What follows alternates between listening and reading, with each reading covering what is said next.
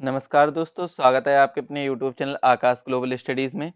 दोस्तों, आज के इस लेक्चर में हम डिस्कस करने वाले हैं उत्तर प्रदेश स्पेशल जीके के बारे में। और इस लेक्चर में हम मैप के माध्यम से कंप्लीट उत्तर प्रदेश जीके को पढ़ेंगे।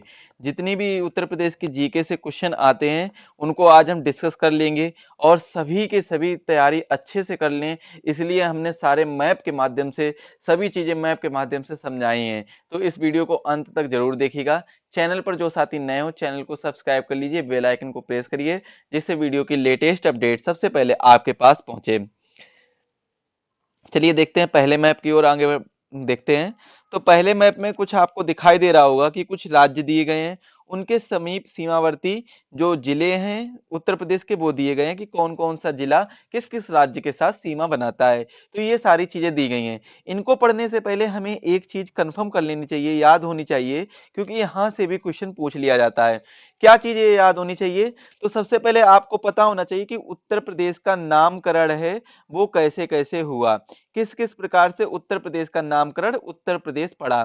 तो सबसे पहले जून 1836 की बात की जाए, जून 1836 में उत्तर प्रदेश का नाम क्या था? उत्तर पश्चिम प्रांत। उत्तर पश्चिम प्रांत उत्तर प्रदेश का नाम था।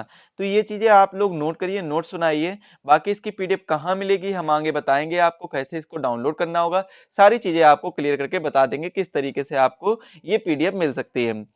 फरवरी 2000 सॉरी फरवरी 1877 में, फरवरी 1877 में इसका नाम था उत्तर पश्चिमी प्रांत, उत्तर पश्चिमी प्रांत व अवध, व अवध व आगरा, व आगरा। उत्तर प्रदेश का नाम क्या था? उत्तर पश्चिम प्रांत व अवध व आगरा। 1877 में इसका नाम रखा गया। 1902 में इसका नाम क्या रखा गया था? संयुक्त प्रांत।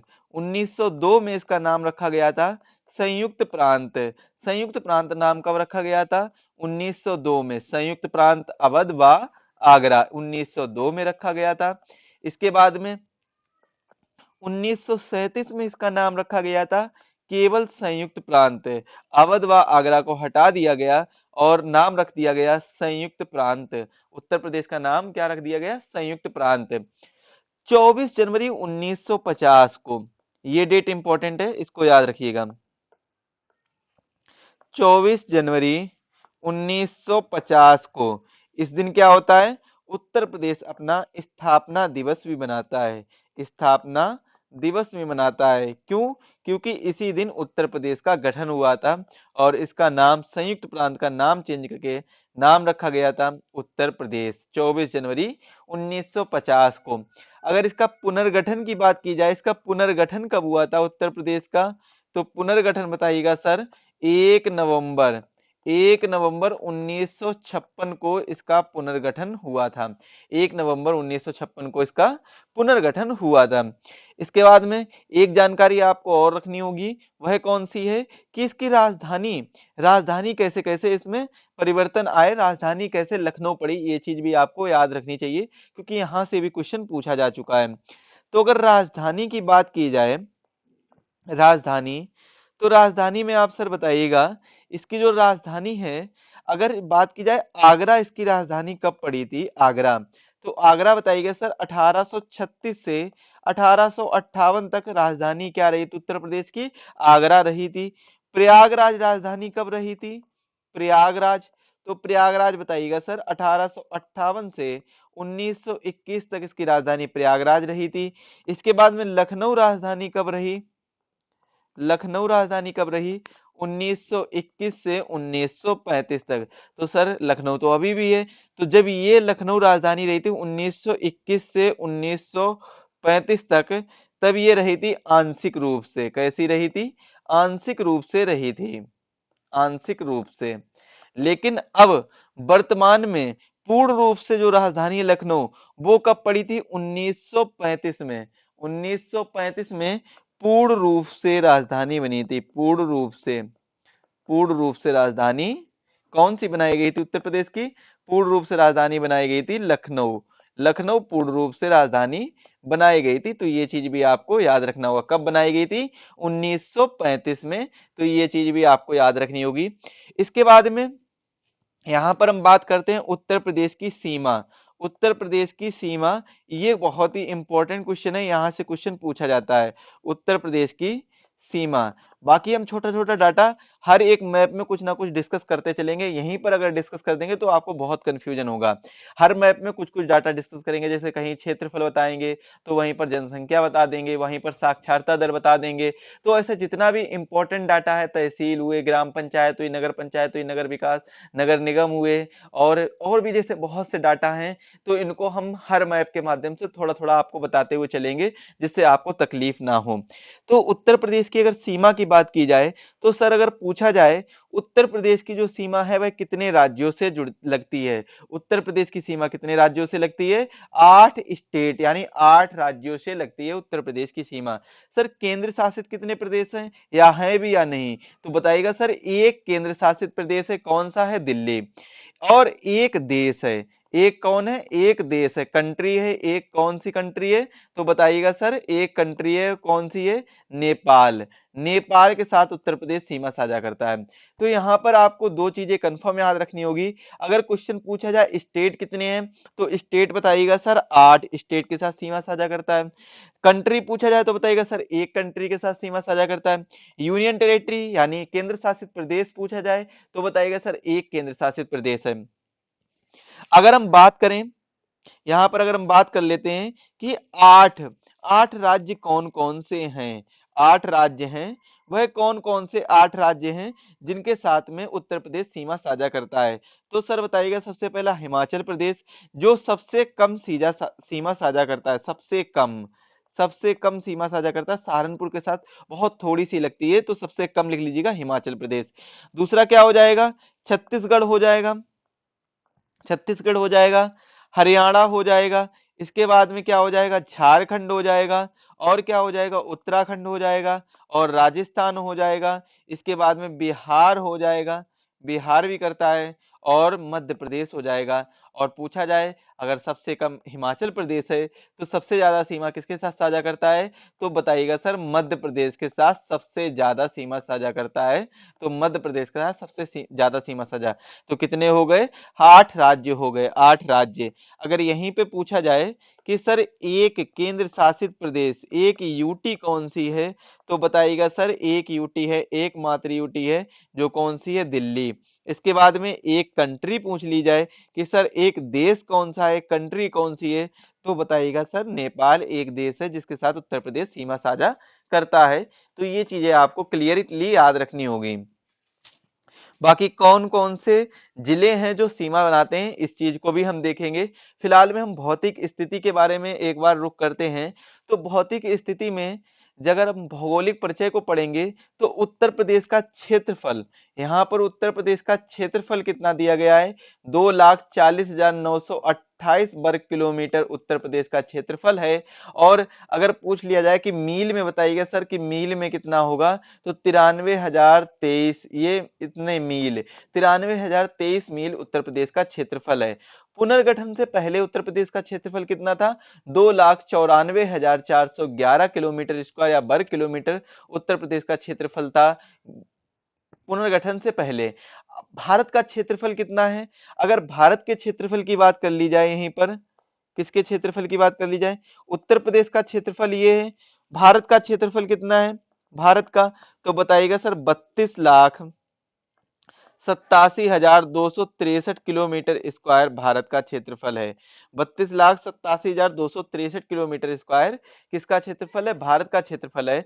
अगर पूछ लिया जाए उत्तर प्रदेश भारत के क्षेत्रफल का कितना प्रतिशत है, तो बताइएगा सर यूपी, जो टोटल भारत के क्षेत्रफल का 7.33% है। अगर स्थान की बात कर ली जाए, तो यह कुल क्षेत्रफल का कितना है? 7.33% है। और यह स्थान कैरी करता है, चौथा स्थान रखता है।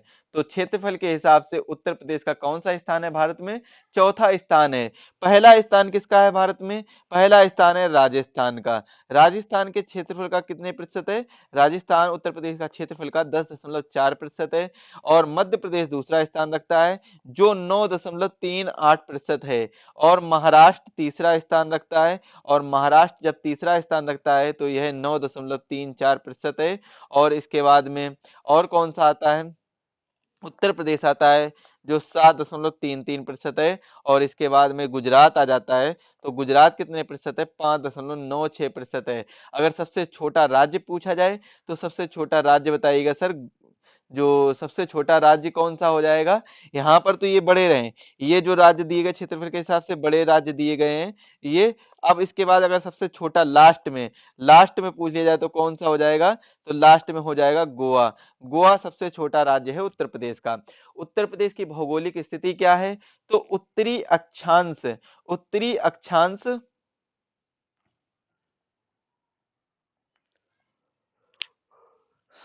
उत्तरी अक्षांश से 23 डिग्री 52 मिनट से कितना है? 30 डिग्री 24 मिनट के मध्य है। ये है उत्तरी अक्षांश से। और पूर्वी देशांतर, क्योंकि उत्तर प्रदेश की स्थिति क्या है? उत्तरी अक्षांश है और पूर्वी देशांतर है। ये चीज याद रखनी होगी। मैंने जब क्लास ली थी तो उसमें बताया था ये क्या है? हमारा सौरमंडल या पृथ्वी है, ये मान लीजिए पृथ्वी है। इसके बाद में इसे हम क्या कहते हैं? इसे कहते हैं उत्तरी अक्षांश, इसे कहते हैं उत्तरी अक्षांश, और इसे कहते हैं दक्षिणी अक्षांश या फिर दक्षिणी गोलार्ध और उत्तरी गोलार्ध। तो उत्तरी गोलार्ध है यानी भारत की स्थिति, ये भारत की स्थिति है। तो जहां पर भारत की स्थिति वहीं पर उत्तर प्रदेश की स्थिति, ये वाली, ये उत्तर प्रदेश। तो उत्तर प्रदेश ग्लोब में किस स्थान पर पड़ता है? उत्तरी अक्षांश पर पड़ता है। तो अक्षांश किसे कहते हैं? अक्षांश कहते हैं जो ये रेखाएं होती हैं, ये रेखाएं होती हैं ऐसी लेटी हुई, जिन्हें लैटिट्यूड या अक्षांश कहते हैं। और इसी की स्थिति पूछी गई है। तो उत्तरी अक्षांश कितना है? उत्तरी अक्षांश बताइएगा 23 डिग्री 52 मिनट से 30 डिग्री 24 मिनट तक उत्तरी अक्षांश है, ये बताइएगा। सर पूर्वी देशांतर, तो पूर्वी देशांतर क्या हो जाएगा?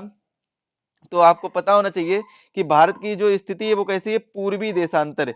इस वाले जो देशांतर रेखा से अगर हम देखें तो ये जो हमारा है वो कौन सा है? पूर्वी पूर्वी देशांतर है। और ये कौन सा है? ये पश्चिमी देशांतर है। तो ये चीज भी याद रखनी होगी। ये कौन सा हो जाएगा? पश्चिमी, ये हो जाएगा पूर्वी। अगर हम नीचे की दृष्टि से देखें तो ये लेटिट्यूड से, ये हमने देखा था लॉन्गिट्यूड से तो देशांतर, लेटिट्यूड से तो मतलब अक्षांश। तो ये चीजें आपको याद रखनी होगी। अगर यहीं पर बात कर ली जाए कि उत्तर प्रदेश का जो उत्तरी जिला है, उत्तरी जिला कौन सा है? तो बताइएगा सर सहारनपुर। पूर्वी जिला कौन सा है? बलिया। और दक्षिणी जिला कौन सा है? सोनभद्र दक्षिणी जिला है। जबकि पश्चिमी जिला कौन सा है?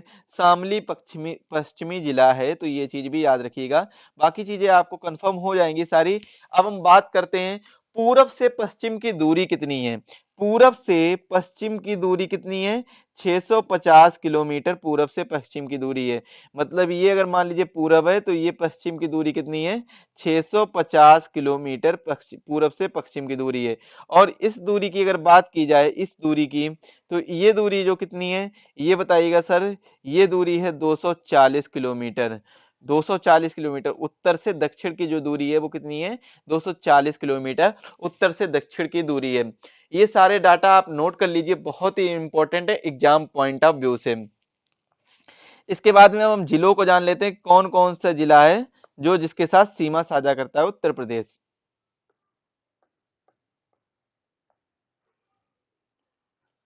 ये सभी आपको पॉइंट नोट करने हैं, बहुत इंपॉर्टेंट पॉइंट है। बाकी इसकी पीडीएफ आपको मिल जाएगी।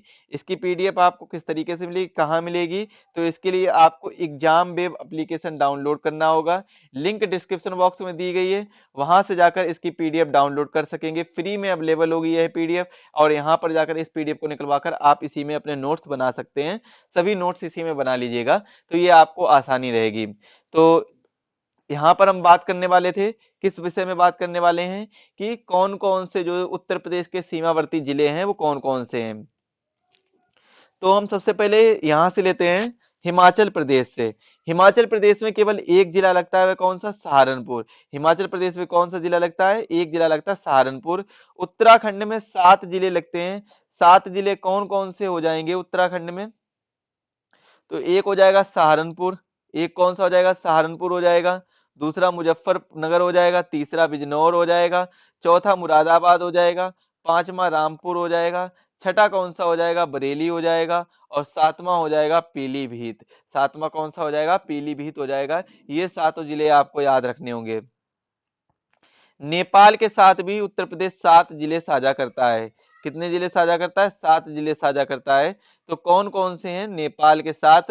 तो सबसे पहले आपको याद रखना होगा महाराजगंज, दूसरा सिद्धार्थ नगर, तीसरा बलरामपुर, चौथा श्रावस्ती, पांचवा बहराइच, छठा लखीमपुर खीरी, सातवां पीलीभीत। तो ये 7 जिले आपको याद रखने होंगे, किसके लिए? नेपाल से सीमा साझा करता है उत्तर प्रदेश के 7 जिले। बिहार के साथ कितने जिले सीमा साझा करते हैं? तो बिहार में देखेंगे तो 7 जिले सीमा साझा करते हैं। कौन कौन से बिहार में जो 7 जिले हैं वो कौन कौन से हैं?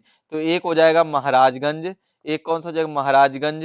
दूसरा हो जाएगा देवरिया, कुशीनगर, बलिया, गाजीपुर, चंदौली। तो ये हो जाएंगे आपके 7 जिले जो किसके साथ सीमा साझा करते हैं? जो बिहार के साथ सीमा साझा करते हैं। कौन कौन से हैं? ये चीजें आपको याद रखनी होगी। तो बताइएगा सर। एक हो जाएगा आपका महाराजगंज, एक हो जाएगा महाराजगंज, दूसरा हो जाएगा कुशीनगर, तीसरा हो जाएगा देवरिया, चौथा हो जाएगा बलिया, पांचवा हो जाएगा गाजीपुर, छठा हो जाएगा चंदौली, और सातवां हो जाएगा सोनभद्र। तो ये 7 जिले हैं जो बिहार के साथ सीमा साझा करते हैं। जबकि झारखंड के साथ केवल एक ही जिला सीमा साझा करता है, वो कौन सा है? सोनभद्र। इसके बाद में मध्य प्रदेश के साथ 11 जिले सीमा साझा करता है। तो मध्य प्रदेश में 11 जिले कौन कौन से हैं? तो इसको देखेंगे तो सबसे पहले आगरा आ जाएगा, क्योंकि ये देखिए आगरा का कुछ हिस्सा ये मध्य प्रदेश के साथ सीमा साझा करता है। इटावा हो जाएगा, जालौन हो जाएगा, झांसी हो जाएगा, ललितपुर हो जाएगा। 4 जिले हो गए। महोबा 5, बांदा 6, चित्रकूट 7, प्रयागराज 8, मिर्जापुर 9, और 10वां कौन सा हो जाएगा? सोनभद्र हो जाएगा। कौन सा हो जाएगा? सोनभद्र हो जाएगा। तो ये चीजें, ये जिले आपको याद रखने होंगे। ये सभी जिले बहुत इंपॉर्टेंट है, ये आपको याद रखने होंगे। इसके बाद में 11 जिले कौन कौन से एक बार नोट कर लेंगे एक बार फिर से। तो पहला कौन सा हो जाएगा? आगरा हो जाएगा, दूसरा इटावा हो जाएगा, तीसरा कौन सा हो जाएगा? जालौन हो जाएगा, चौथा कौन सा हो जाएगा? झांसी हो जाएगा, चौथा कौन सा हो जाएगा? झांसी हो जाएगा, पांचवा कौन सा हो जाएगा? ललितपुर हो जाएगा। ये ललितपुर भी आपको याद रखना होगा, ललितपुर हो जाएगा। इसके बाद में छठवा कौन सा हो जाएगा? महोबा हो जाएगा। इसके बाद में बांदा हो जाएगा, बांदा के बाद में चित्रकूट हो जाएगा, चित्रकूट के बाद में प्रयागराज हो जाएगा, प्रयागराज के बाद मिर्जापुर, मिर्जापुर के बाद सोनभद्र। ये जिले हो जाएंगे। तो कुल कितने हो जाएंगे? 11 जिले हो जाएंगे। 11 जिला सीमा साझा करते हैं किसके साथ? मध्य प्रदेश के साथ। इसके बाद में हरियाणा देखेंगे। हरियाणा के साथ 6 जिले साझा करते हैं। एक कौन सा हो जाएगा? सहारनपुर हो जाएगा, दूसरा कौन सा हो जाएगा? शामली हो जाएगा, तीसरा हो जाएगा बागपत, और चौथा कौन सा हो जाएगा? गौतम बुद्ध नगर।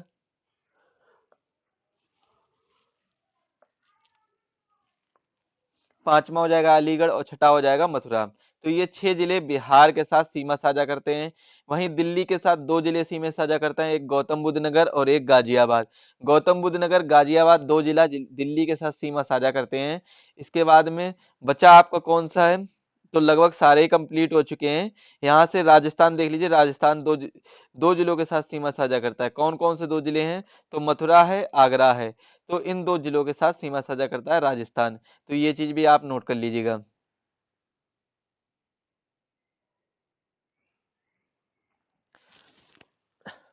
अब हम बात कर लेते हैं उत्तर प्रदेश के वन रिपोर्ट के बारे में। उत्तर प्रदेश की वन रिपोर्ट के बारे में चर्चा करते हैं। तो वन रिपोर्ट के बारे में चर्चा करने से पहले कुछ हम डाटा देख लेते हैं। तो उत्तर प्रदेश को 4 आर्थिक जोन में, इकोनॉमिक जोन में बांटा गया है। 4 आर्थिक जोन में। अगर पूछ लिया जाए उत्तर प्रदेश में मंडल कितने हैं, तो बताइएगा सर उत्तर प्रदेश में 18 मंडल हैं। और सबसे बड़ा मंडल कौन सा है? सबसे बड़ा, या फिर पूछ लिया जाए सबसे पहले 18वां मंडल कौन सा है? 18वां मंडल, तो बताइएगा सर अलीगढ़ है जो, वो 18वां मंडल है अलीगढ़। इसके बाद में सबसे बड़ा मंडल कौन कौन से हैं? तो सबसे बड़े मंडल है कानपुर, लखनऊ, मेरठ। ये 3 मंडल हैं, सबसे बड़े मंडल हैं, जिसमें 6-6 जिले आते हैं। जबकि सबसे छोटे मंडल कौन कौन से हैं? तो सबसे छोटे मंडल हैं मिर्जापुर, सहारनपुर, झांसी, और कौन सा हो जाएगा? मिर्जापुर हो जाएगा, सहारनपुर हो जाएगा, और झांसी हो जाएगा, और कौन सा हो जाएगा? बस्ती हो जाएगा। और कौन सा, बस्ती हो जाएगा। ये आपके छोटे मंडल हैं, जो इसमें कितने कितने जिले आते हैं, तीन तीन जिले आते हैं, तीन तीन जिले आते हैं किसमें, छोटे मंडल में। और उत्तर प्रदेश में कुल मंडल की संख्या कितनी है, 18 मंडल की संख्या है। जिलों की संख्या कितनी है, अगर जिले पूछ लिए जाएं तो जिला बताइएगा सर, 75 जिला हैं। कितने जिला हैं, 75 जिला हैं। तहसीलें कितनी हैं, 351 तहसीलें हैं। आर्थिक संभाग क्षेत्र कितने हैं, 4 हैं, जो कि मैंने पहले ही बताया था, इकोनॉमिक जोन। और मंडलों की संख्या कितनी है, 18 है। अलीगढ़ मंडल कब बना था, 2008 में अलीगढ़ मंडल बना था। इस मंडल में कितने जिले आते हैं, इस मंडल में 4 जिले आते हैं। कौन कौन से जिले आते हैं, एक तो अलीगढ़ हो जाता है, एक एटा आ जाता है, दूसरा कासगंज आ जाता है, और हाथरस आ जाता है। तो ये 4 जिले हैं अलीगढ़ मंडल में आ जाते हैं। उत्तर प्रदेश वन रिपोर्ट 2021 की बात की जाए तो इसमें जो कुल वनावरण क्षेत्र है वह कितना है, 14,817.89 और वर्ग किलो 89 वर्ग किलोमीटर, यानी 6.15% है।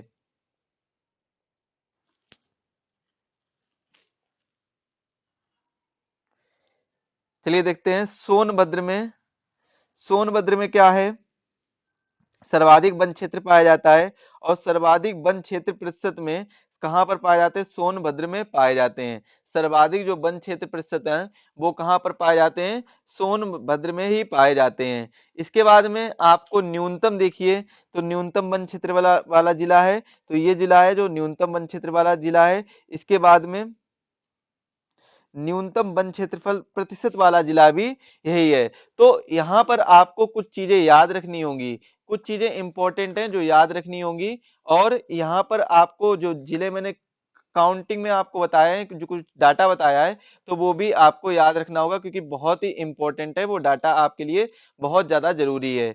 इसके बाद में जो अगला है उत्तर प्रदेश वन रिपोर्ट में ही देखेंगे तो सेम टू सेम वही आ गया है। अब उत्तर प्रदेश में पाए जाने वाले वनों के प्रकार के बारे में चर्चा करेंगे।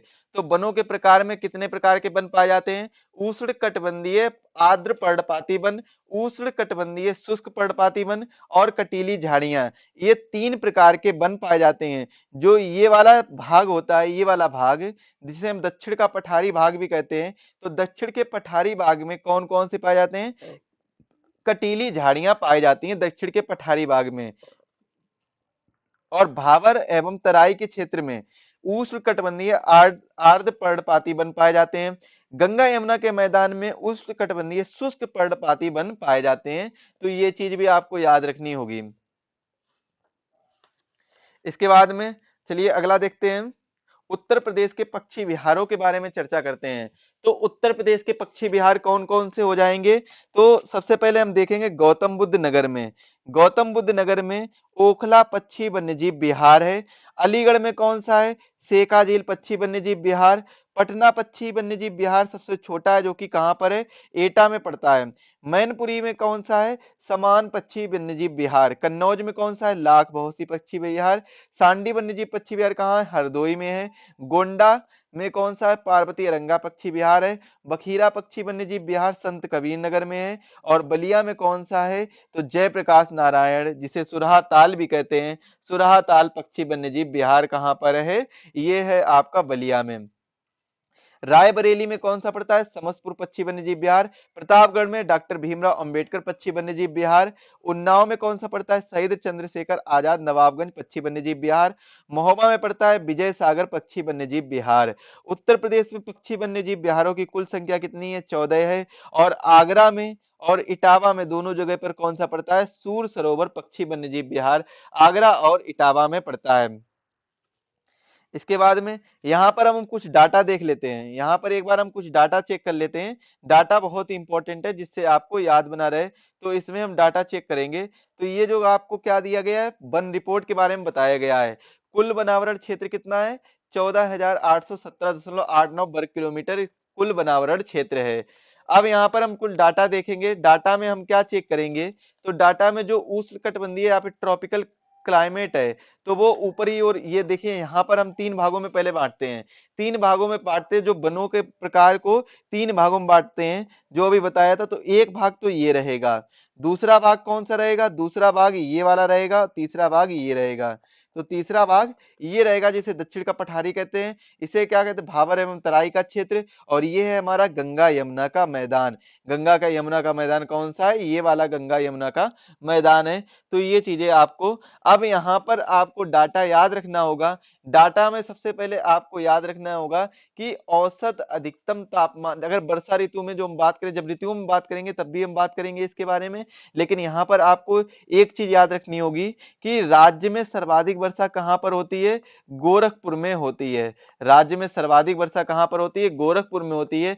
सबसे कम वर्षा कहां पर होती है, मथुरा में सबसे कम वर्षा होती है। और राज्य के पूर्वी क्षेत्र में औसत वर्षा कितनी होती है, 112 सेंटीमीटर होती है। मध्यवर्ती मैदान में, जो ये वाला मैदान है, यहाँ पर वर्षा कितनी होती है, यहाँ पर वर्षा आपको बतानी होगी कि जो मध्यवर्ती मैदान में 94 सेंटीमीटर वर्षा होती है, जबकि पश्चिमी मैदान में 84 सेंटीमीटर, और दक्षिण एवं पठारी क्षेत्र में जो ये वाला क्षेत्र है, इसमें वर्षा कितनी होती है, 91 सेंटीमीटर वर्षा होती है। कितनी वर्षा होती है, 91 सेंटीमीटर वर्षा होती है।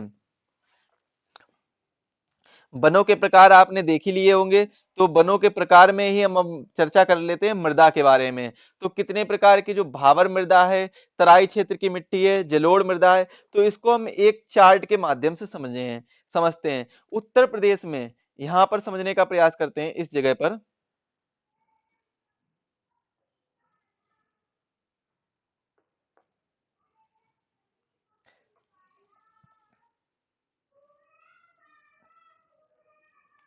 इसी जगह पर समझने का प्रयास करते हैं।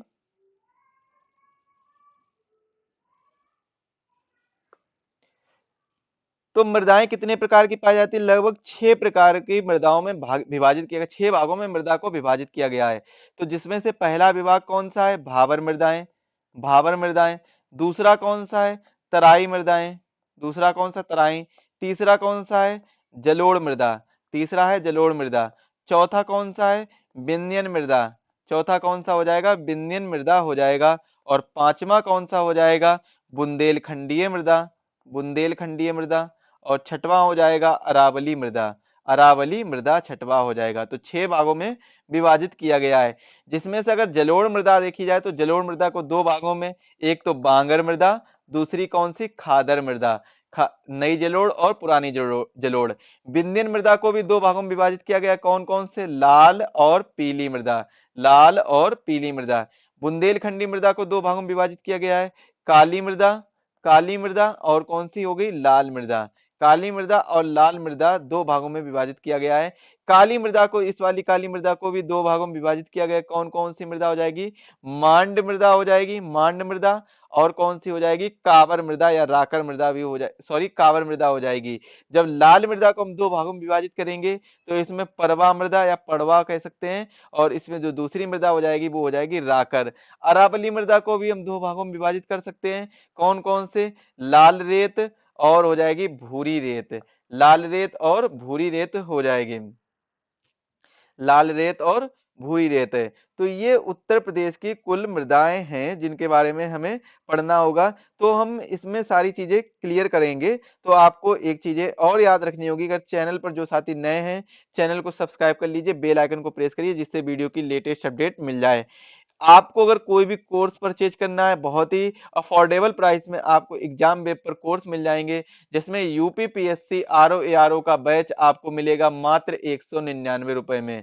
199 रुपए में आपको यूपीपीएससी आरओ एआरओ का बैच मिलेगा, और दिवाली ऑफर में 50 रुपए की छूट के साथ में यह बैच मात्र 149 रुपए में मिलेगा। तो देर किस बात की, अभी से जल्दी इसको अभी परचेज करिए। बाकी आप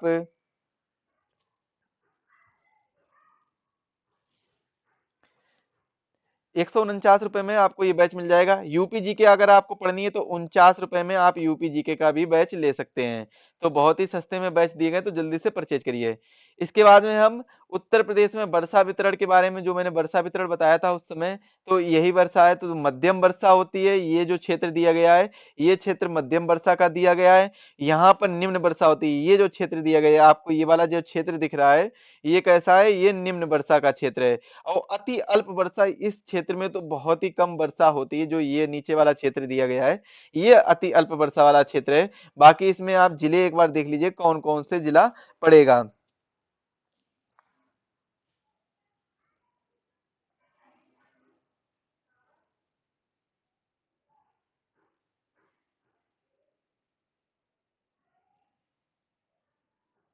यहाँ पर आप एक चीज नोट करिएगा, तो ये जो जिला है, ये जो जिला दिया गया है, इसको नोट करिएगा, भदोही। ये कौन सा है, भदोही जिला हो जाएगा।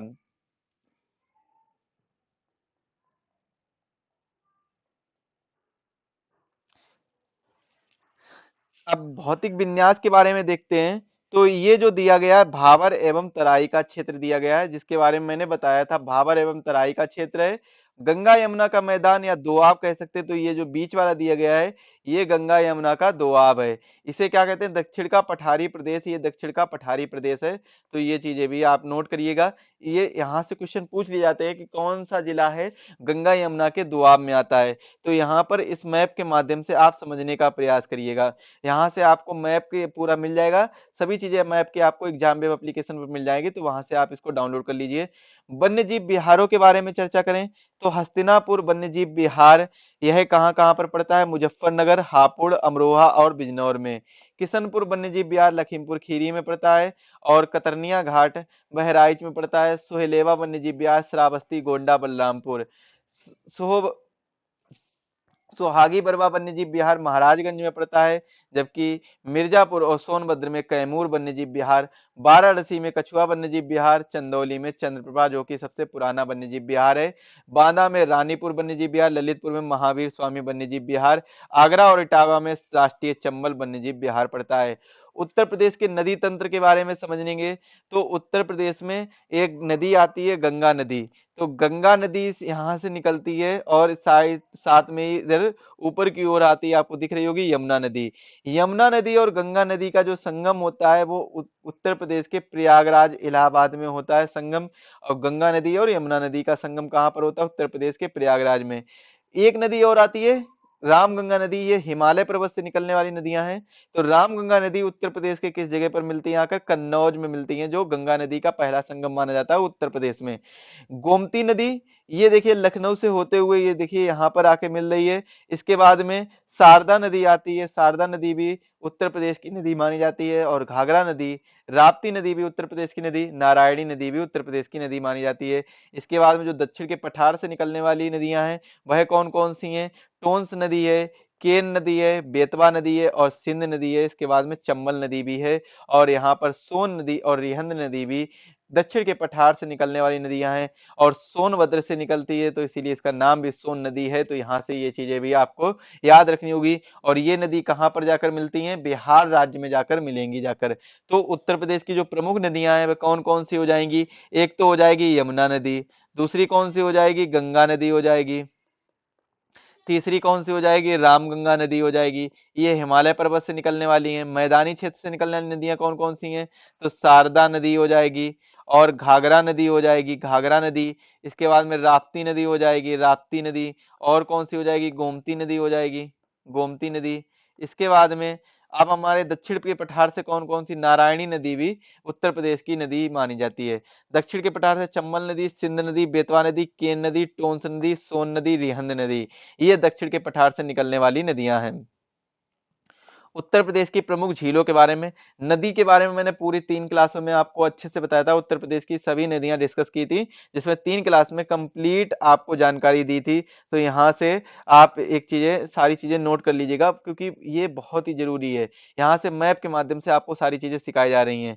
उत्तर प्रदेश की प्रमुख झीलें कौन कौन सी हैं, तो मुजफ्फरनगर में सुक्रताल झील, अलीगढ़ में शेखा झील, रामपुर में गौर झील, और मथुरा में राधा कुंड, कुसुम कुंड, नहो झील, कोकिला कुंड, कृष्णा कुंड, मानसी गंगा कुंड। आगरा में कौन सी हो जाएगी, कीटम सूर सरोवर झील। इटावा में हो जाएगी सरसई नाबर।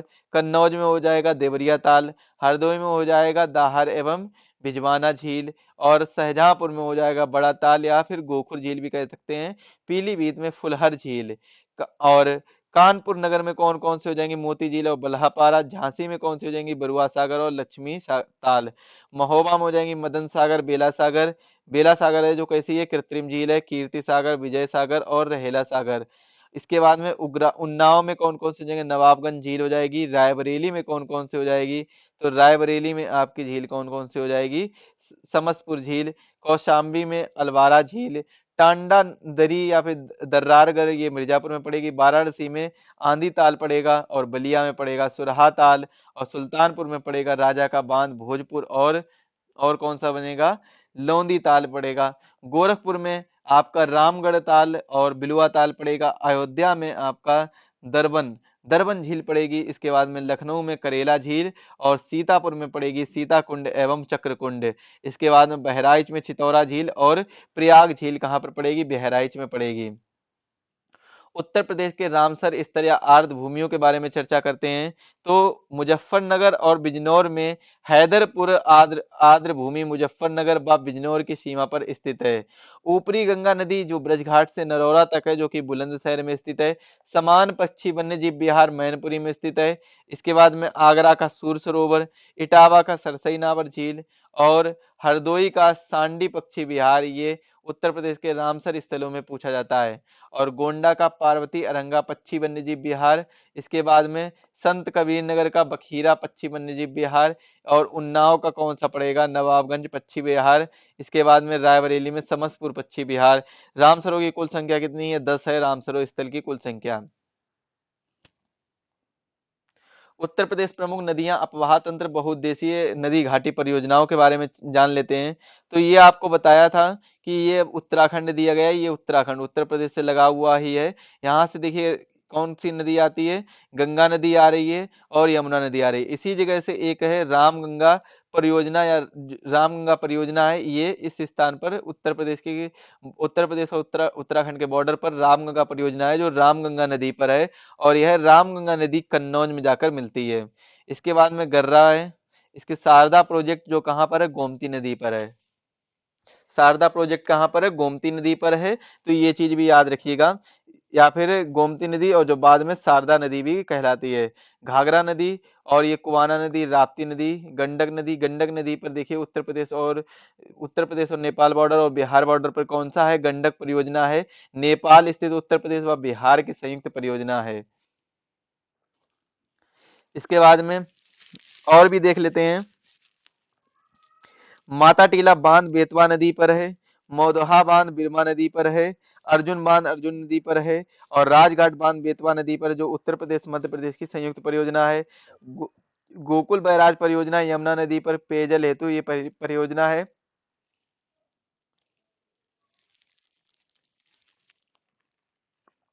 तो ये कुछ प्रमुख परियोजनाएं थी। अब उत्तर प्रदेश के कुछ प्रमुख बांधों के बारे में चर्चा कर लेते हैं। तो बिजनौर में कौन कौन से बांध है, अफजलगढ़ रामगंगा नदी पर है। हरवली रामगंगा नदी पर है। इसके बाद में मध्य गंगा बैराज गंगा नदी पर है। मध्य गंगा बैराज है, यह कहाँ पर है, गंगा नदी पर है। बनवासा बैराज शारदा नदी पर स्थित है, और गिरजा बैराज घाघरा नदी पर स्थित है। सुहेली बैराज सुहेली नदी पर दखीमपुर खीरी में पड़ जाता है। और राप्ती बैराज राप्ती नदी पर श्रावस्ती में पड़ता है। अब अगर मिर्जापुर के बांधों के बारे में चर्चा की जाए, तो मिर्जापुर के बांध में जिरगो बांध जिरगो नदी पर, अहरौरा बांध गराई नदी पर, मेजा बांध बेलन नदी पर स्थित है, और अदवा बांध अदवा नदी पर स्थित है। सिरसी बांध बखेर नदी पर स्थित है। सिद्धार्थनगर में देखिए बनगंगा बैराज राप्ती नदी पर स्थित है, और अहरौरा बांध गहराई नदी पर स्थित है। ये कुछ उत्तर प्रदेश के प्रमुख बांध हैं, जिसमें से हमीरपुर भी आ जाता है। तो हमीरपुर में कौन सा, मधोहा बांध है, जो बिरमा नदी पर स्थित है। झांसी में निम्न बांध जैसे बेतवा नदी पर स्थित परीक्षा बांध, माटा टीला बांध, सुकमा टुकमा बांध, और पथराई और सुकराई नदी पर स्थित पथराई बांध स्थित है। ललितपुर में भी काफी बांध स्थित हैं, जैसे जामनी जामनी नदी पर, रोहिणी रोहिणी नदी पर, शहजाद शहजाद नदी पर, गोविंद सागर शहजाद नदी पर, सजनाम सजनाम नदी पर, और राजघाट बेतवा नदी पर है।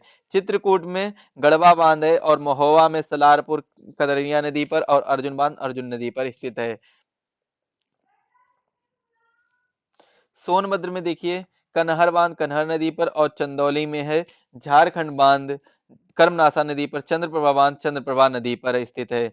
इसके बाद में उत्तर प्रदेश के लघु एवं कुटीर उद्योगों के बारे में चर्चा करेंगे। तो लघु एवं कुटीर उद्योग में सहारनपुर में कुछ उद्योग हैं, जैसे लोहे का बांट, लकड़ी पर नकाशी, माचिस, सिगरेट, हथकरघा, सूती वस्त्र, ये सहारनपुर के बांध हैं। और कंबल निर्माण, कागज उद्योग का बांध कहाँ पर काम होता है? मुजफ्फरनगर पर काम होता है। मेरठ में देखिए कागज उद्योग, खेल का सामान, दिया सलाई वगैरह, ये मेरठ में बनते हैं। और बिजनौर में हथकरघा, सूती वस्त्र, कंबल निर्माण, लकड़ी की नक्काशी वगैरह, ये कहाँ पर होती हैं? बिजनौर में होती हैं। मुरादाबाद में पीतल के बर्तन और रामपुर का चाकू फेमस है। और बरेली में दिया सलाई, दरी लकड़ी, फर्नीचर, बेत की छड़ी आदि फेमस है। शाहजहांपुर में दरी निर्माण के लिए शाहजहांपुर फेमस है। लखनऊ में बात की जाए तो जरी व चिकन का काम होता है, जिसमें औषधि लकड़ी के खिलौने भी बनाए जाते हैं, औषधि भी बनाए जाते हैं, लकड़ी के खिलौने भी बनाए जाते हैं। और चिकन मतलब जो चिकन की कढ़ाई होती है उसका काम होता है। हर जगह पर चिकन की कढ़ाई वाले कपड़े फेमस रहते हैं, तो ये चीज भी आपको नोट करना है। हथकरघा व सूती वस्त्र उद्योग आपका अंबेडकर नगर में हो जाता है। इसके बाद में जूट उद्योग में गोरखपुर, देवरिया में देखिए घरेलू सजावटी सामान और सामान पर बुनाई, कदाई, रेडीमेड कपड़े आदि वगैरह। आजमगढ़ में देखिए हथकरघा सूती वस्त्र, जो कि मुबारकपुर में सबसे ज्यादा होता है। वह दहोई में देखिए तो गलीचा निर्माण के लिए। वाराणसी में जरी व चिकन, फर्नीचर, गलीचा निर्माण, लकड़ी के खिलौने आदि बनाए जाते हैं। मिर्जापुर में देखिए दरी निर्माण, ऊनी वस्त्र उद्योग, गलीचा निर्माण आदि के लिए किया जाता है। जौनपुर में इत्र और सुगंधित तेल वगैरह बनाया जाता है। कानपुर नगर में देखिए कौन कौन सा हो जाता है? तो कानपुर में हो जाता है चमड़ा उद्योग, जूट उद्योग, ऊनी वस्त्र उद्योग और हौजरी उद्योग, औषधि निर्माण। झांसी में देखिए औषधि निर्माण। जालौन में देखिए हाथ से कागज काल्पी। फिरोजाबाद में देखिए किसका होता है? तो फिरोजाबाद में कांच की चूड़ियों के लिए फेमस है। कन्नौज इत्र और सुगंधित तेलों के लिए फेमस है। आगरा फेमस है खरदोजी कला और गलीचा निर्माण। साबुन उद्योग, मिट्टी के खिलौने, लोहे का घाट इसके लिए फेमस है। मथुरा में ताला उद्योग और अलीगढ़ फेमस है ताला उद्योग के लिए। बुलंदशहर भी से फेमस है चीनी मिट्टी उद्योग के लिए। गाजियाबाद फेमस है सिगरेट, चीनी और मिट्टी उद्योग के लिए गाजियाबाद फेमस है। तो ये कुछ प्रमुख जिलों के प्रमुख उद्योग हैं, इनके बारे में मैंने चर्चा की थी। इसके बाद में अब हमारा जो अगला टॉपिक है, उत्तर प्रदेश के प्रमुख शोध संस्थान। तो उत्तर प्रदेश के प्रमुख शोध संस्थानों के बारे में चर्चा करेंगे। इसमें देखेंगे central pulse pulp and paper research institute, school of paper, ये कहाँ पर है? स्कूल ऑफ पेपर, ये सहारनपुर में पड़ता है। गाजियाबाद में कौन सा है? खाद्य अनुसंधान एवं मानवीकरण प्रयोगशाला।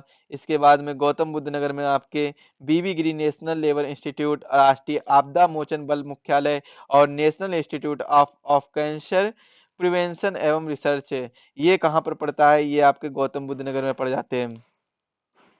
बुलंदशहर में देखिए, बुलंदशहर में आपका पड़ जाएगा केंद्रीय कांच एवं सिरामिक सिरामिक अनुसंधान व प्रसार केंद्र। और मेरठ में पड़ जाएगा रिसर्च स्टेशन और सेंट्रल पेट्रोटो रिसर्च सेंटर पड़ जाएगा। इसके बाद में बरेली में पशु चिकित्सालय अनुसंधान संस्थान, national research centre for meet और सेंट्रल एब्रियन, जो कि पक्षी है, रिसर्च इंस्टीट्यूट है। लखीमपुर खीरी में केंद्रीय पशु प्रबंधन जानकारी होती है। लखनऊ में देखिए बहुत से सेंट्रल ड्रग रिसर्च इंस्टीट्यूट है। पशु जैविक औषधि संस्थान है, सेंट्रल मैंगो रिसर्च इंस्टीट्यूट है। नेशनल बोटेनिकल रिसर्च इंस्टीट्यूट है, सेंट्रल इंस्टीट्यूट फॉर सब ट्रॉपिकल हॉर्टिकल्चर और बीरबल साहनी इंस्टीट्यूट है। इसके बाद नेशनल बोटेनिकल गार्डन है और मुदूर संवेदन सुदूर संवेदन उपयोग केंद्र स्थित है। National institute of social studies Ayurvedic research centre भी स्थित है। अमेठी में देखिए, अमेठी में क्या पड़ जाएगा? Rajiv Gandhi petroleum institute. सीतापुर में देखिए पड़ जाएगा regional institute of ophthalmology. Bhadohi में ये भारतीय कालीन औद्योगिक संस्थान। इसके बाद में प्रयागराज में देखिए तो हरिश्चंद्र अनुसंधान संस्थान, जीवी पंत सामाजिक विज्ञान अनुसंधान संस्थान। रायबरेली में इंदिरा गांधी राष्ट्रीय उद्यान अकादमी, राजीव गांधी विमानन विश्वविद्यालय, राजीव गांधी इंस्टीट्यूट ऑफ ट्रोकोलॉजी। इसके बाद में कानपुर नगर में देखिए दलहन अनुसंधान संस्थान, Indian institute of sugar technology, central textile institute, भारतीय चमड़ा रगाई एवं जूता संस्थान, इंडियन इंस्टीट्यूट ऑफ टेक्नोलॉजी और केंद्रीय वन अनुसंधान संस्थान चेन्नई की इकाई पर है। झांसी में देखिए तो चारागाह एवं चारा अनुसंधान। आगरा में कौन कौन से पड़ जाएंगे? आगरा में नेशनल जालमा इंस्टीट्यूट फॉर लेप्रोसी और नेशनल पैराशूट कॉलेज मथुरा में स्थित है। केंद्रीय बकरी अनुसंधान संस्थान कहाँ पर है? मथुरा में स्थित है। इसके बाद में जो अगला टॉपिक है उत्तर प्रदेश में खनिज संसाधन। तो उत्तर प्रदेश को जो मैक्सिमम खनिज है वो दक्षिण के पठारी भाग में पाए जाते हैं।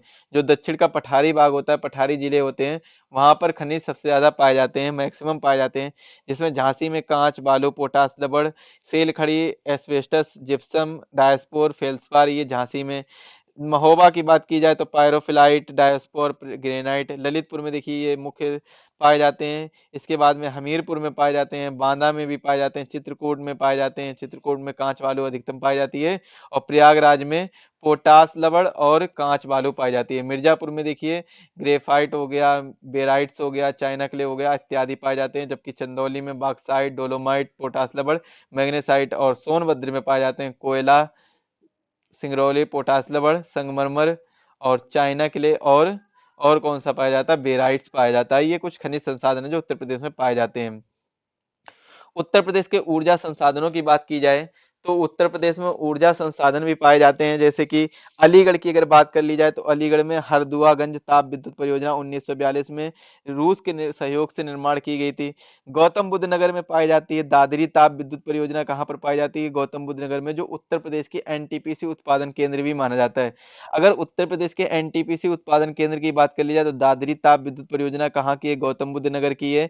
आंवला ताप विद्युत परियोजना ये कहाँ की? बरेली की है। ऊंचाहार ताप विद्युत परियोजना ये कहाँ की है? रायबरेली की है। टांडा ताप विद्युत परियोजना, जो टांडा ताप विद्युत परियोजना है ये अम्बेडकर नगर की है। औरैया ताप विद्युत परियोजना औरैया जिले की है। शक्तिनगर सुपर ताल विद्युत परियोजना ये कहाँ की है? सोनभद्र की है। रिहन ताप विद्युत परियोजना ये भी सोनभद्र की है। और मेजा ताप विद्युत परियोजना प्रयागराज की है। तो ये इंपॉर्टेंट चीजें हैं जो आपको याद रखनी होगी। सोनभद्र में और कौन कौन सी पड़ती हैं? ओबरा ताल विद्युत परियोजना, इसके ताप विद्युत परियोजना और अनपरा ताप विद्युत परियोजना। सोनभद्र में ही और पड़ती है ओबरा जल विद्युत केंद्र, रिहंद बांध जल विद्युत केंद्र है। इसके बाद ललितपुर में माता टीला जल विद्युत परियोजना, राजघाट जल विद्युत परियोजना उत्तर प्रदेश और मध्य प्रदेश की संयुक्त परियोजना है। झांसी में परीक्षा ताप विद्युत परियोजना। और इसके बाद में अगर बात की जाए बुलंदशहर में तो नौरोरा निर्माण केंद्र 1991 में निर्मित और 220 से 220 मेगावाट के रूप समान दो संयंत्र कार्यरत हैं। उत्तर प्रदेश के दर्शनीय एवं पर्यटन स्थल के बारे में चर्चा कर लेते हैं। तो उत्तर प्रदेश में विभिन्न दर्शनीय और पर्यटन स्थल हैं, जिसमें से आपको कुछ महत्वपूर्ण याद रखने होंगे। जो बहुत ज्यादा महत्वपूर्ण है वो आपको याद रखने होंगे, बाकी आपको जरूरी नहीं है। तो इसको आप मैप के माध्यम से अच्छे से याद कर लीजिए, समझने का प्रयास करिए। बाकी हम आपको कुछ चीजें बता रहे हैं। जैसे अमेठी में जायसी स्मारक है। इसके बाद में अमेठी में और कौशाम्बी में क्या है? संत मूलक दास की रामकारम स्थली है। इसके बाद चित्रकूट में कामतगिरी पर्वत है। और ललितपुर में दशावतार मंदिर भी है कामतपुर में। और शुक्ला तालाब ये कहाँ पर पड़ता है? ये आपका पड़ जाता है कानपुर का। देख लेते पहले कानपुर। देखिए ये कानपुर का दिया गया है। जेके मंदिर, जेके टेम्पल, महर्षि वाल्मीकि आश्रम जो कि बिठूर में पड़ता है। और जय श्री कृष्णा मंदिर या फिर जेके जेके टेम्पल ये कहाँ पर पड़ता है? कानपुर में पड़ जाता है। इसके बाद में और भी जैसे आगरा, आगरा का ताजमहल फेमस है। और क्या है? फतेहपुर सीकरी हो जाएगा, शेख सलीम चिश्ती की दरगाह, बुलंद दरवाजा, जामा मस्जिद, दीवाने खास, ये सब है फेमस है आगरा में। तो ये चीज भी आप याद रखिएगा। इसके बाद में कासगंज में भगवान बरहा मंदिर स्थित है। और और भी इम्पोर्टेंट हैं तो इनको भी आप एक बार देख लीजिएगा। सारनाथ, ये देखिए सारनाथ है। बाबा विश्वनाथ मंदिर, संकट मोचन मंदिर, भारत माता मंदिर है। ये वाराणसी में आपको फेमस मिलेंगे। इसके बाद में और भी जैसे बहुत से फेमस जगह हैं तो इन पे भी आपको ध्यान रखना होगा। संत कबीर की समाधि भी आपको संत कबीर नगर में मिल जाएगी। और अयोध्या जन्मभूमि, अयोध्या में आपको अयोध्या जन्मभूमि, हनुमानगढ़ी और कनक मंदिर आपको मिलेगा। इसके बाद में बहुत सी कई जगह हैं। कुशीनगर में देखिए तो कुशीनगर में आपको भगवान बुद्ध के परिनिर्वाण से संबंधित कुछ जानकारी मिलेगी। और देवरिया में बाबा सोमनाथ मंदिर मिलेगा। इसके बाद में जौनपुर में अटाला मस्जिद मिलेगी। मिर्जा गाजीपुर में देखिए लॉर्ड कार्नवालिस मकबरा मिलेगा। तो ये कहाँ पर है? सीतापुर में नैमिषारण्य मिलेगा। और हरदोई में आपको विक्टोरिया हॉल घंटाघर मिलेगा। इसके बाद में फरकाबाद में गुरु द्रोणाचार्य जन्मस्थली है। द्रौपदी जन्मस्थली, तीर्थखर्त, विमलनाथ और कपिल मुनि आश्रम भी आपको यहाँ पर मिलेगा। मुजफ्फरनगर में शुक्रताल का प्राचीन शिव शिव मंदिर स्थित है। मेरठ में बेगम समरू चर्च स्थित है। और इसके बाद में श्री सनातन धर्म मंदिर आपको कहाँ पर देखने को मिल जाएगा, तो ये गौतम बुद्ध नगर में मिल जाएगा।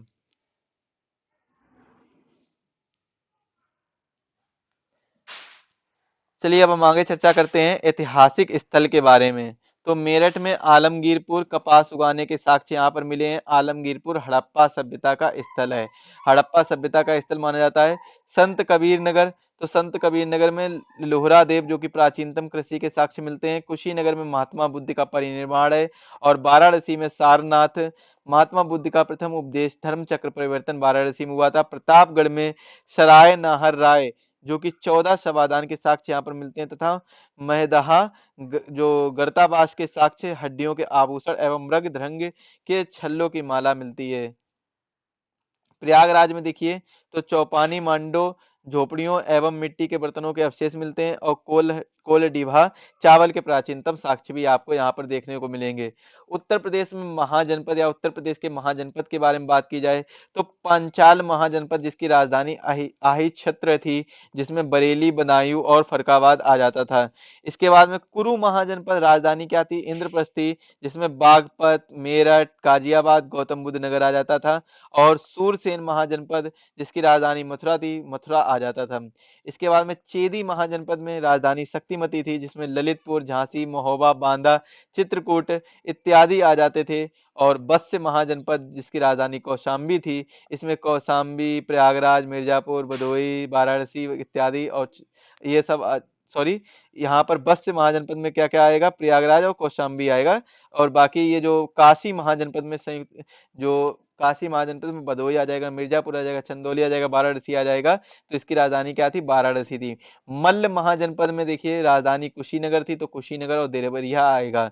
कौशल महाजनपद में श्रावस्ती राजधानी थी, तो इसके में बहराइच, श्रावस्ती, बलरामपुर, गोंडा, अयोध्या और अकबरपुर ये कहाँ पर आ जाते थे, कौशल महाजनपद में। तो कुल कितने महाजनपद यहाँ पर मिले, तो आप देखिएगा एक तो मिला पांचाल, एक कौन सा मिला, पांचाल मिला। दूसरा कौन सा मिला, कौशल मिला।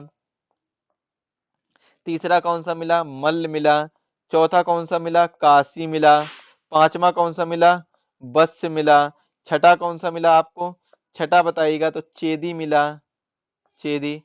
सातवां कौन सा मिला, तो सुरसेन मिला। आठवां कौन सा मिला, कुरु मिला। नौवां कौन सा मिला, तो कुरु। ये कुछ 8 आपको महाजनपद देखने को मिलेंगे उत्तर प्रदेश में, कुछ 8 महाजनपद उत्तर प्रदेश में।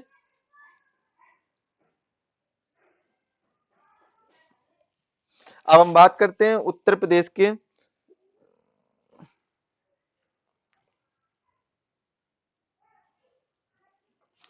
सांस्कृतिक संस्थान एवं संग्रहालय के बारे में चर्चा करते हैं। लखनऊ में देखिए लोक कला संग्रहालय 1989 में स्थापना हुई थी। और भारत खंडे संगीत संस्थान, राज्य ललित कला अकादमी फरवरी 1962 में, भारतेंदु नाट्य अकादमी 1975 में। तो ये आपको सारी चीजें क्लियर कर लीजिए, सारी चीजें आपको देखने को मिलेंगी इसी पीडीएफ के अंतर्गत, सारी चीजें आपको देखने को मिलेंगी। इसके बाद में उत्तर प्रदेश संगीत नाटक अकादमी 1963 में इसकी स्थापना हुई थी। राष्ट्रीय कथक संस्थान 1988-89 में स्थापना हुई थी। लोक नृत्य, लोक एवं जनजातीय कला एवं सांस्कृतिक संस्थान 1996 में स्थापना हुई थी। अयोध्या में अंतरराष्ट्रीय रामकथा संग्रहालय एवं आर्ट गैलरी 1988 में, अयोध्या अयोध्या शोध संस्थान 1986 में इसकी स्थापना हुई थी। सिद्धार्थनगर में राजकीय बौद्ध संग्रहालय, गोरखपुर में देखिए तो गोरखपुर में आपको देखने को मिलेगा राजकीय बौद्ध संग्रहालय। कुशीनगर में भी आपको राजकीय बौद्ध संग्रहालय देखने को मिलेगा। वाराणसी में लाल बहादुर शास्त्री स्मृति संग्रहालय। सुल्तानपुर में जनपदीय संग्रहालय। झांसी में आपको राजकीय संग्रहालय। कन्नौज में आपको राजकीय पुरातत्व संग्रहालय। और फरकाबाद में आपको राजकीय पुरातत्व संग्रहालय जो कि निर्माणाधीन है। और राजकीय जैन संग्रहालय एवं राजकीय संग्रहालय आपको मथुरा में देखने को मिलेगा। रामपुर में बी आर अम्बेडकर संग्रहालय एवं पुस्तकालय 2004 में स्थापना हुई थी, रामपुर में देखने को मिलेगा। मेरठ में आपको राजकीय स्वतंत्रता संग्रहालय जो 1996 में इसकी स्थापना हुई थी, ये देखने को मिलेगा। उत्तर प्रदेश के प्रमुख मेले एवं उत्सव देखेंगे तो फरकाबाद के प्रमुख मेले कौन कौन से हैं, रामनगरिया मेला और श्री श्री श्रृंगी रामपुर मेला, इसके बाद में कंपिल उत्सव, श्रावणी मेला, तो ये कहाँ के हैं, फरकाबाद के फेमस मेले माने जाते हैं। इसके बाद में लखनऊ महोत्सव, और शाहजहांपुर में ढाई घाट मेला। इसके बाद में लखीमपुर खीरी में आपको गोला गोकर्णनाथ मेला। इसके बाद में सहारनपुर में आपको शकंबरी में देवी मेला देखने को मिलेगा। मेरठ में आपको सरदना महोत्सव और नौचंदी मेला देखने को मिलेगा। इसके बाद में हापुड़ में आपको गढ़मुक्तेश्वर गंगा मेला देखने को मिलेगा। मथुरा में आपको लट्ठमार होली और होली को होलिकोत्सव, और इसके बाद में हरिदयाल जयंती भी देखने को मिली।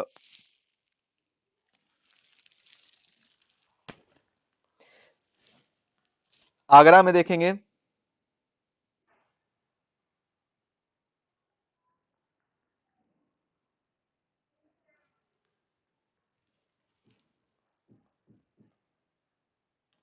इसकी क्लियर पीडीएफ आपको जब मिलेगी तो क्लियर पीडीएफ आपको दे देंगे। क्लियर पीडीएफ में आपको क्लियर दिखाई देगा, सारी चीजें क्लियर आपको पता चल जाएंगी।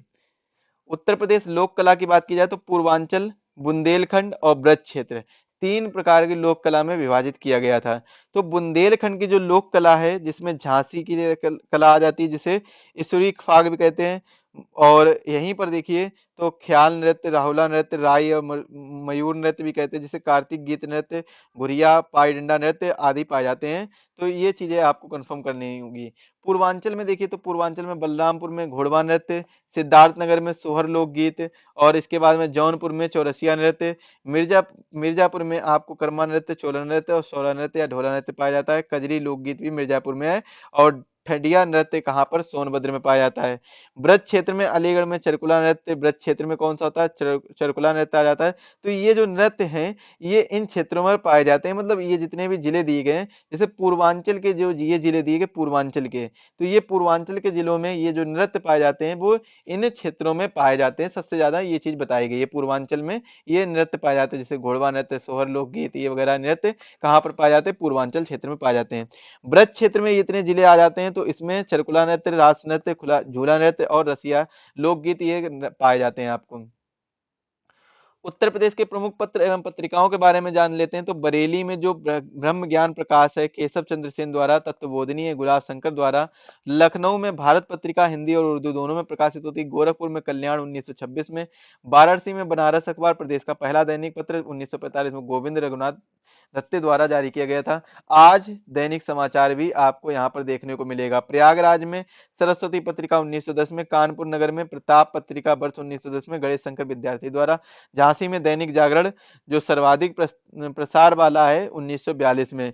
इटावा में प्रजाहित है, इटावा में कौन सी प्रजाहित है, आगरा में आपको सदेल अखबार उर्दू का पहला अखबार 1946 में, और उजाला हिंदी दैनिक 1948 में देखने को मिलेगा। उत्तर प्रदेश की प्रमुख जनजातियों के बारे में चर्चा करें तो बिजनौर में महीगीर और बुक्सा जनजाति पाई जाती है। लखीमपुर खीरी, बहराइच, श्रावस्ती, बलरामपुर, सिद्धार्थनगर, महाराजगंज में थारू जनजाति पाई जाती है। गाजीपुर, बलिया और देवरिया में खरवार जनजाति पाई जाती है। वाराणसी में चेरो जनजाति। मिर्जापुर और सोनभद्र में, मिर्जापुर में देखिए कौन कौन सी, गोड़, धुरिया, नायक, ओझा, पठारी, राजगोड़, पंखा और खरवार जनजाति पाई जाती है। जबकि सोनभद्र में कर्मा, परिया, बेगा, पंखा, पनिका, अगरिका, पठारी, चेरो, बुढ़िया और खरवार जनजाति। ललितपुर में सहरिया जनजाति। यहाँ पर अगर जनजाति की बात की जाए तो गोंड जनजाति उत्तर प्रदेश में, गोंड जनजाति है वो सबसे ज्यादा पाई जाती है। सबसे ज्यादा बड़ा जनजाति समूह गोंड है। दूसरे नंबर पर खरवार है। तीसरे नंबर पर कौन सा आ जाता है, तीसरे नंबर पर थारू जनजाति समूह आ जाता है। तो ये चीज भी याद रखिएगा। बाकी आज के वीडियो के लिए बस इतना ही रखते हैं। मिलेंगे ऐसे ही अगले वीडियो में जिसमें मैप के माध्यम से सारी चीजें क्लियर करेंगे। तब तक के लिए आप सभी को धन्यवाद। अगर चैनल पर जो साथी नए हैं चैनल को सब्सक्राइब कर लीजिए, बेल आइकन को प्रेस करिए, जिससे वीडियो के लेटेस्ट अपडेट सबसे पहले आपके पास पहुंचे। मिलेंगे ऐसे ही शानदार वीडियो के साथ में। वीडियो पसंद आया तो वीडियो को लाइक करें, शेयर बटन पर क्लिक करें, बेल आइकन को प्रेस करें, जिससे वीडियो के लेटेस्ट नोटिफिकेशन सबसे पहले आपके पास पहुंचे।